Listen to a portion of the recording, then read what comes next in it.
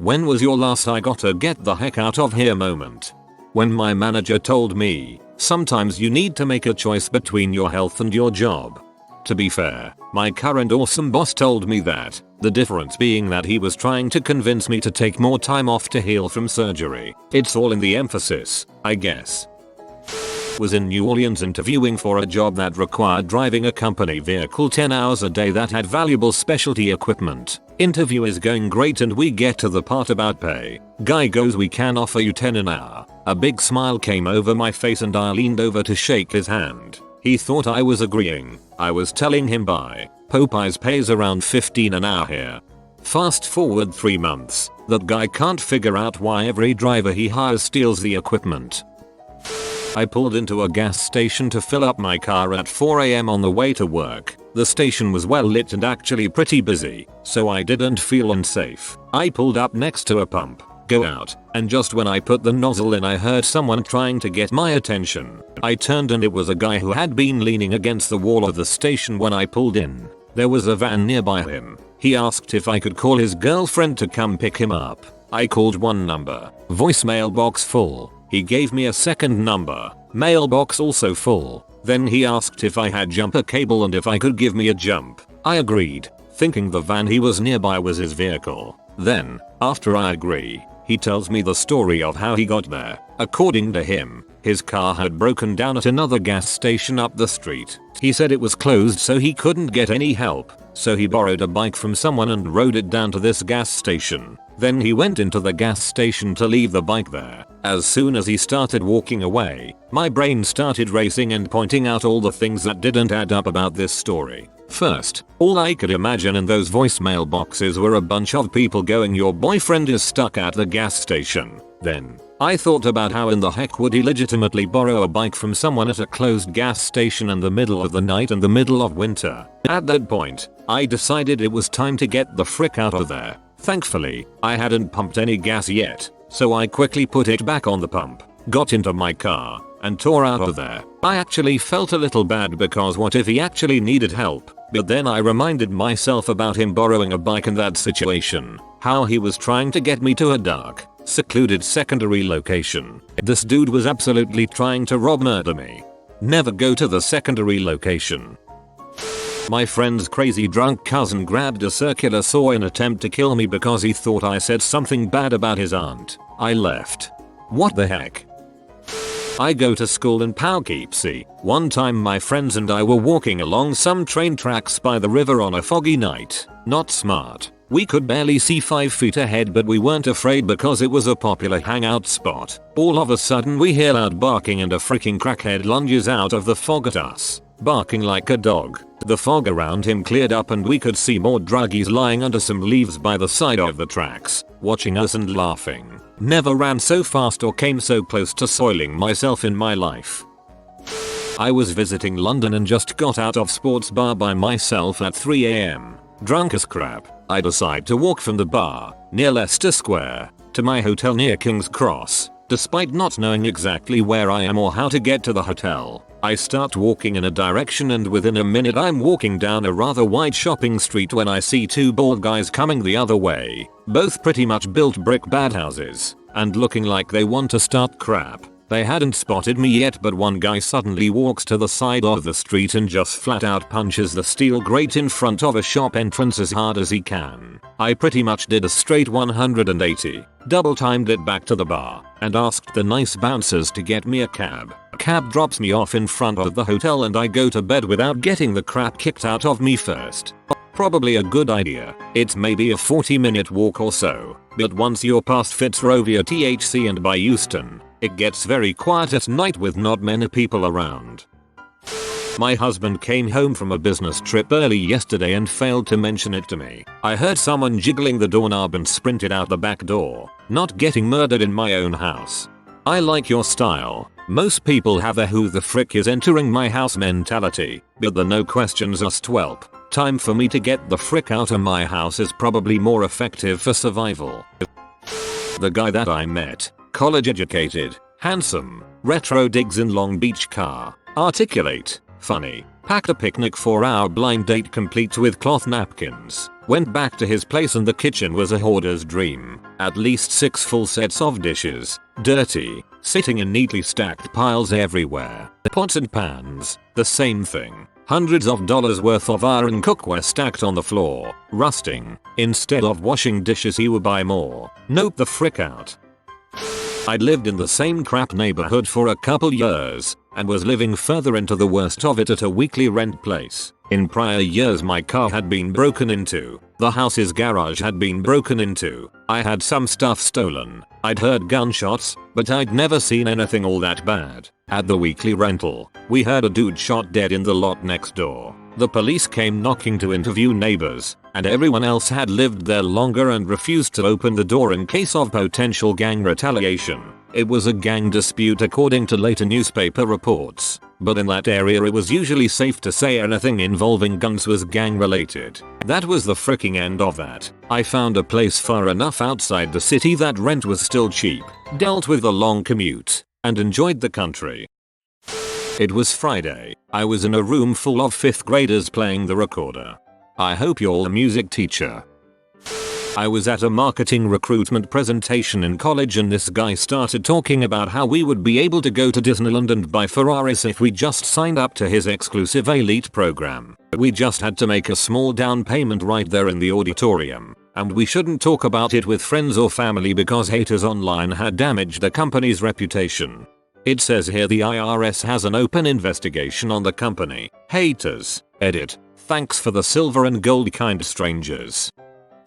In the fall I was walking down a trail in the woods during the middle of the day. A raccoon was sitting in the middle of the trail, facing us, sitting on its butt, head kind of lowered, bugs buzzing all around it. It didn't move at all. It just stared at us. We decided to turn around. I don't know what rabies looks like, but that's not how I want to find out. Had to poop real bad in a 600 SQFT apartment that had about 10-11 friends in it. Not nearly enough privacy there. I worked in a factory that made large plastic items via filling molds with powder and sending into a giant industrial oven that heated to 550 degrees Fahrenheit. At the end of the week I was cleaning said oven and my boss, not knowing I was inside, turned it on. At the sound of hydraulic doors closing I dove out of the oven just as they closed and avoided free cremation. I both got the heck out of that oven and that company pretty quick. Did you report it? Obvious OSHA safety violation. No safety interlocks. I gave my ex a ride to his court hearing for hitting my daughter. I pointed out to him inside that there was a sign that said no cell phones and that I would run our phones out to the car and she right back. I felt like my heart was going to break my sternum and I had tunnel vision as I called my sister and told her I needed her and her husband to come with their pickup truck to my house right now because I had a small window to get as much of my daughter's and my possessions out of my house before he was released from court. Just as we were wrapping up I saw him running down the street like Usain Bolt right for me. I yelled for them to drop what they had and get in the truck and go. Just as I close my car door he runs up and tries to smash it open. I fumbled with my keys to get the engine started. He then stands in front of my car blocking my path. I dismissed my burning desire to run him over and threw it in reverse and smashed the gas pedal down the block to the next street. I'd like to say things got better after that, but that was just the beginning of the worst year of my life. Now I'm past all of that and living a better life. Whoa, that takes guts. I hope you're doing better now.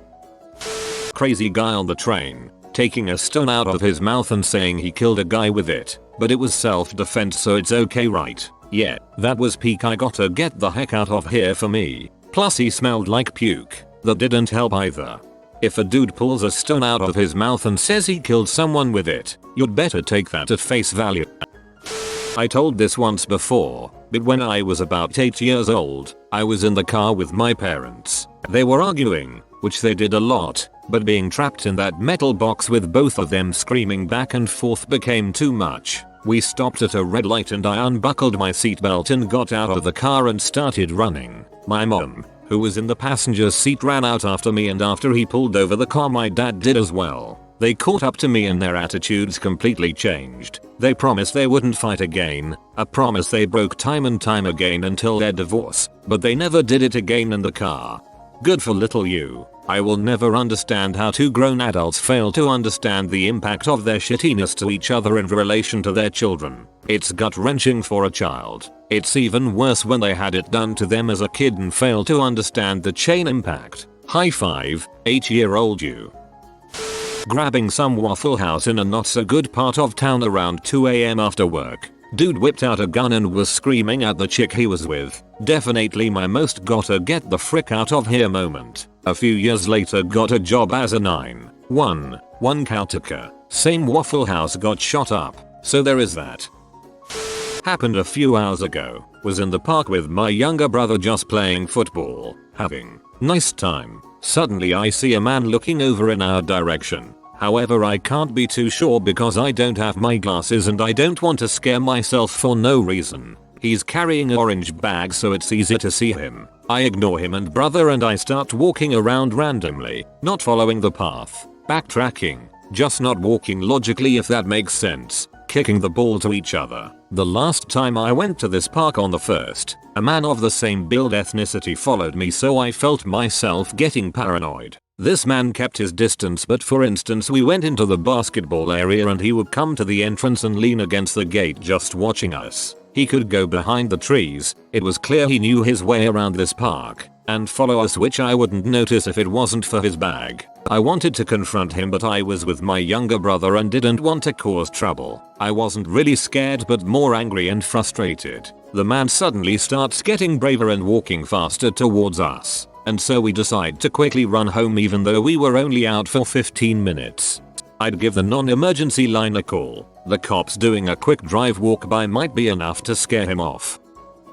It was years ago, when I was in 4th grade. My parents used to get into fights all the time, especially when my dad was drinking. They'd start yelling and that would turn into actual fist fights. At this time we were living in a small trailer, and the room I shared with all 3 of my siblings was at one end of the trailer, near the back door. So my dad comes home drunk. Mom is pee and starts yelling and it escalates from there. Being in a small trailer everything sounds so close and terrifying, and as the oldest of 4 I felt the need to protect my siblings but I didn't know what to do. After a while my mom starts screaming my name at the top of her lungs and I can still hear my dad screaming too. And I knew that I needed to get myself and my siblings out of there ASAP. I ushered them out of the room, down the hallway, and out the back door and told them to head to our aunt's place, who lived a few trailers down. My mom was still screaming for me and all I knew to do was yell I got them out. Mom were leaving before also going out the back to my aunt's. I don't recall ever being that scared.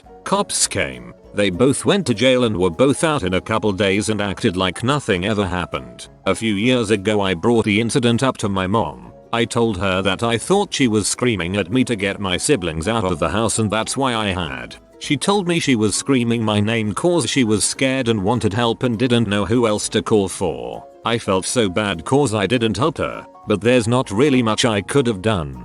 Dang, no kid should be forced to grow up that fast. You did good. Your siblings are lucky to have you. Probably walking in Gastown, in Vancouver, BC. My mom and I were looking for her sister, missing, homeless. That old Tez life. A dude in his 30s or so walks up to us, dressed normally, sort of business casual, and we look up and are about to say hi, when he covers his eyes, and starts counting down really slowly and drawn out. Nope. Big ole nope. We backed up and he followed, eyes still covered. He got to 4 or 5 and my mom just grabbed my arm and yanked me away towards people. The downtown east side of Vancouver is something else. A really tight-knit family of homeless, mentally ill, possible drug-using men and women. Men are by choice, but not all. My nana used to live in a sort of hotel there, so I know it well, but that rattled me. You have been visited by the doggo of balance. If you subscribe to Updoot Reddit in the next 12 minutes he will bring balance and structure to your life. I hope you enjoyed the video. If you are new to the channel, you can subscribe. I publish new videos every day. Until then, check another video, or don't. Either way, have a great day you magnificent people.